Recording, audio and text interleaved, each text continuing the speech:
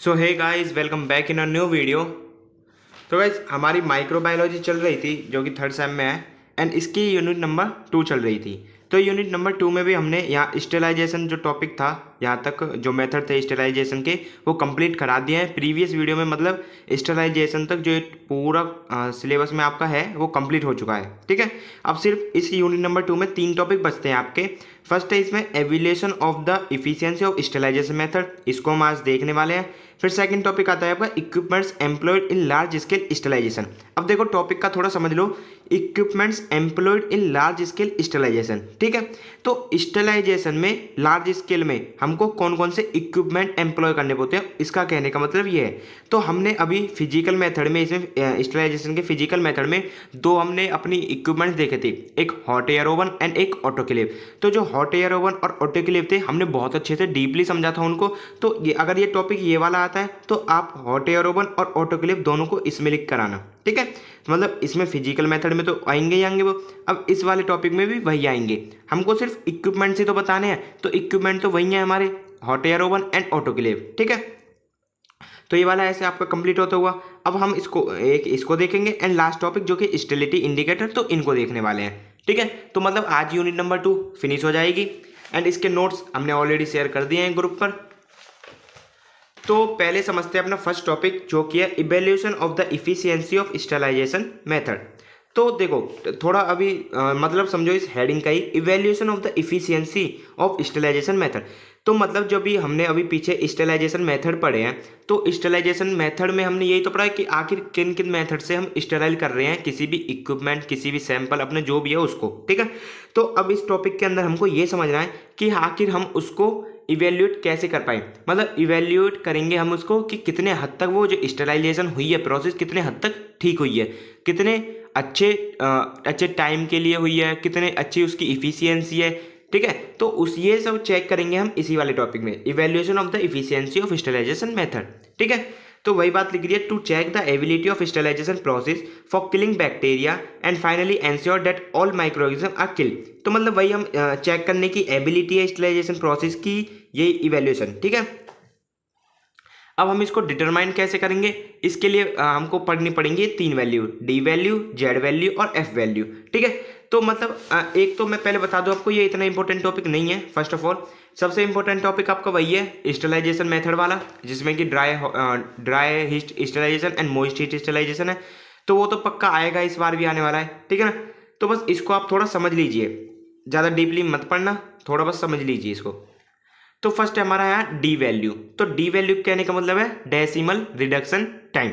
Okay, D value का मतलब ये होता है time in minutes at any constant temperature to destroy 90% viable micro organism is called D value. तो D value एक ऐसी वैल्यू है जो कि ये सिर्फ आप समझ लीजिए सिंपल टाइम है ये। ओके, डी वैल्यू एक टाइम है जिसमें हमारे 90% जो माइक्रो ऑर्गेनिज्म हैं उसमें वो खत्म हो जाएंगे। ठीक है, तो समझ में, डी वैल्यू हमारा एक ऐसा टाइम है किसमें मिनट्स में टाइम होगा। ठीक है, अब वो जो ये डी वैल्यू का टाइम है मिनट्स में जो होगा वो 90% माइक्रो ऑर्गेनिज्म को किल कर रहा है। ओके, तो ग्राफ पे यही इंडिकेट है, जहाँ पर नंबर ऑफ बैक्टीरिया हैं और यहाँ पर ये डी वैल्यू जो टाइम है मिनट्स में है। अब जितने नंबर ऑफ बैक्टीरिया हैं उतनी मिनट्स होंगी। ठीक है, तो वही बात है, डी वैल्यू हो गई और आगे देखते हैं अब। और यहाँ पर एक बात समझ लो कि जितनी ज़्यादा डी वैल्यू कम होगी उतना ही बढ़िया इफिशियंसी होगी स्टेलाइजेशन प्रोसेस की। ठीक है, वही लिख रहा है। अब नेक्स्ट हमारी जेड वैल्यू। तो जेड वैल्यू में अभी आपने पीछे देखी डी वैल्यू, तो जेड वैल्यू हमारा एक ऐसा नंबर है टेम्परेचर का जो कि जो डी वैल्यू है उसमें एक पॉइंट के लिए उसको थोड़ा रिड्यूस कर दे। ठीक है, डी वैल्यू क्या थी हमारी, वो टाइम था मिनट में, तो जेड वैल्यू वो एक नंबर होगा टेम्परेचर का जो उस टाइम में थोड़ा चेंज कर देगा, मतलब थोड़ा रिड्यूस कर देगा। ठीक है, अब so Z value is change in temperature और increasing temperature more bacteria will kill and the D value is decrease and Z value is increase. तो मतलब वही है, टेम्परेचर को अगर हम इंक्रीज कर रहे हैं तो वहाँ पर जो बैक्टीरिया होंगे वो ज़्यादा हद तक मरेंगे एंड डी वैल्यू तो वहाँ पर घट जाएगी एंड जेड वैल्यू वहाँ पर इंक्रीज हो जाएगी। ठीक है, लास्ट आता है हमारा एफ वैल्यू। तो एफ वैल्यू हमारा the time required in heating method of sterilisation to kill the population of bacteria suppose in minute it called F value. तो एफ वैल्यू में हमारा टाइम है मिनट्स में ही। ठीक है, वो टाइम होगा रिक्वायर्ड हीटिंग मेथड, जो हीटिंग मेथड होते थे हमारे पीछे जो पढ़े थे हमने स्टेरिलाइजेशन के, उसको उसके बैक्टीरिया को किल करने में कितना टाइम लग रहा है उसको हम एफ वैल्यू कहेंगे। ठीक है, इसका फॉर्मूला होता है F is equal to D log NO minus log N। अब डी तो ये डी क्या है, डी वैल्यू हो गया हमारा। ठीक है, NO है हमारा इनिशियल पॉपुलेशन, जो मतलब स्टार्टिंग में पॉपुलेशन थी बैक्टीरिया की वो, एंड N है हमारी फाइनल पॉपुलेशन, मतलब नंबर बैक्टीरिया के जो फाइनल पॉपुलेशन है। ठीक है, तो ये टॉपिक हमारा यहीं पर ख़त्म होता हुआ। बस मैंने बता दिया, सिंपल थोड़ा सा समझना है, ज़्यादा अंदर मत घुसना है इसके, ये नहीं आता है पेपर में कभी भी। अब एक थोड़ा इंपॉर्टेंट हो जाता है ये स्टेरिलिटी इंडिकेटर, इसको थोड़ा डीपली समझ लेते हैं। ठीक है, ये मैंने बता ही दिया ऑलरेडी, अब इसको समझते हैं स्टेरिलिटी इंडिकेटर को। तो गाइज अब पढ़ते हैं अपना नेक्स्ट टॉपिक जो कि है स्टेरिलिटी इंडिकेटर। तो सॉरी गाइज, राइटिंग में मत जाना, मैंने थोड़ा ये जल्दी जल्दी में नोट करा है, थोड़ा अलग से कुछ इंपॉर्टेंट है यही समझ के। ठीक है, बस आप कंटेंट देखिए कितना अच्छा है, ये मत सोचिए कि राइटिंग ऐसी है, बस आप कंटेंट देखिए कितना अच्छा है। अब देखो स्टेरिलिटी जो पीछे हमने पढ़ी थी, मतलब क्या है वहाँ पर स्टेरिलिटी यानी कि एब्सेंस ऑफ माइक्रो ऑर्गेनिज्म, यानी कि जो हम स्टेरिलाइजेशन प्रोसेस कर रहे थे उसमें हम सारी माइक्रो ऑर्गेनिज्म को किल ही तो कर रहे थे, तो मतलब स्टेराइल कर रहे थे किसी भी ऑब्जेक्ट को, तो वहाँ पर स्टेरिलिटी मतलब वही है कि absence of micro organism. Indicator क्या होते हैं, जैसे आप टाइट्रेशन करते हो, एनालिसिस सब्जेक्ट में आपने टाइट्रेशन करी है बहुत, तो वहाँ पर इंडिकेटर क्या होते हैं, मतलब जो हमको एंड पॉइंट दर्शा दें। ठीक है, सिंपल एंड पॉइंट, यानी कि कुछ ऐसे सब्सटेंस होंगे जिससे हमको कुछ साइन, मतलब कुछ हमको देखने को इंडिकेशन मिलेगी एक। ठीक है, तो जैसे हम समझ लीजिए एज फिनोप्थिलीन था एक हमारा, फिनोप्थिलीन हम डाल रहे थे तो वहाँ पर पिंक कलर आता था लास्ट में, तो वो एक जो फिनोप्थिलीन है वो केमिकल है जो कि हमको एक साइन दे रहा है, किसके रूप में, पिंक कलर के रूप में। तो इंडिकेटर्स हमारे वैसे ही कुछ सब्सटेंस होंगे जो हमको कुछ साइन देंगे, कुछ इंडिकेशन देंगे। ठीक है, टॉपिक का नाम समझ में आ गया। तो सिंपल कहने का मतलब ये है कि sterility indicator are also a method which ensure sterilisation of any material by showing any indication. तो वहाँ पर स्टेरिलिटी इंडिकेटर एक ऑल्सो एक मेथड है किसका, स्टेरिलाइजेशन को इंश्योर करने का। अभी पीछे हमने तो पढ़ा था ना, evaluation of the efficiency of sterilisation. तो यहाँ पर जो हम स्टेरिलाइजेशन मेथड को कर रहे हैं यूज़, तो उसकी हमको उसकी एंश्योरमेंट देखने की वो कितना हद तक बढ़िया है, एंश्योर करना है बस हमको ये। ठीक है, अब किसकी मदद से होगा, वो स्टेरिलिटी इंडिकेटर्स की मदद से होगा। ठीक है, अभी वो आगे पढ़ने वाले हैं हम। अब यही बात है कि they indicate that the condition during sterilisation process were adequate to achieve a defined level of microbial inactivation. तो वहाँ पर हमको ये सारी कंडीशंस देखनी होगी जब भी स्टेरिलाइजेशन कर रहे हैं, तो वो सब किस में हम देखेंगे, वो देखेंगे हम इस वाले टॉपिक में, स्टेरिलिटी इंडिकेटर में। तो टाइप्स ऑफ स्टेरिलिटी इंडिकेटर, ये 3 टाइप के होते हैं इसके, physical indicator, chemical indicator and biological indicator.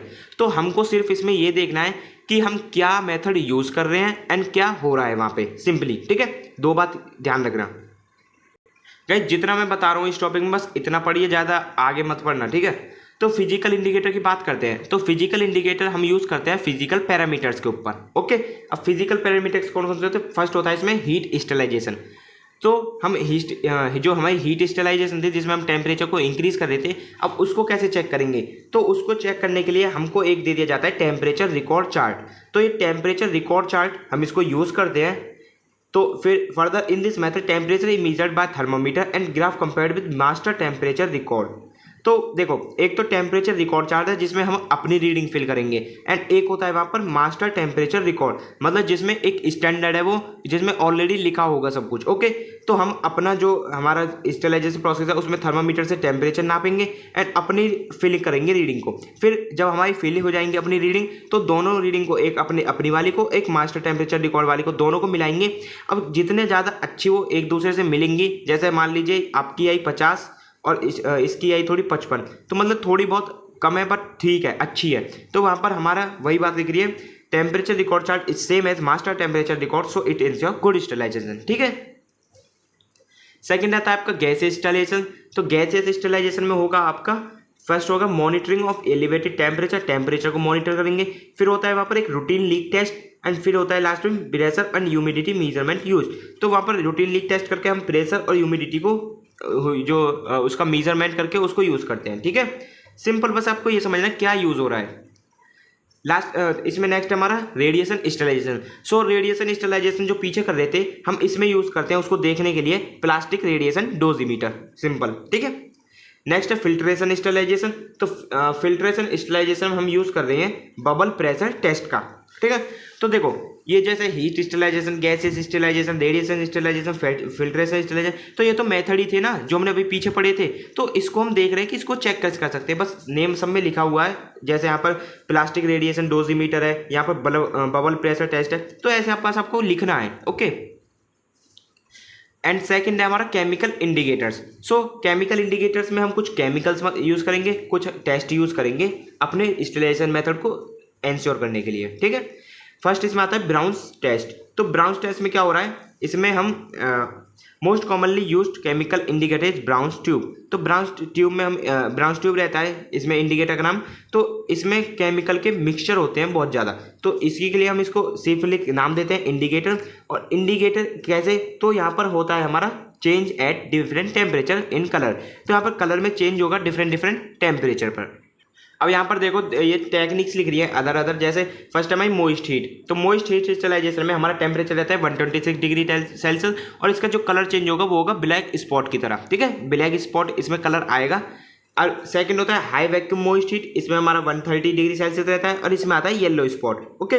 फिर होता है ड्राई हीट 160 डिग्री सेल्सियस पर, इसमें आता है ग्रीन स्पॉट। लास्ट होता है dry heat infrared conveyor ovens, तो इसमें आता है हमारा 180 डिग्री सेल्सियस और इसमें ब्लू कलर स्पॉट होता है। ठीक है, तो सिंपली है कि ये टेबल याद कर लेना आप।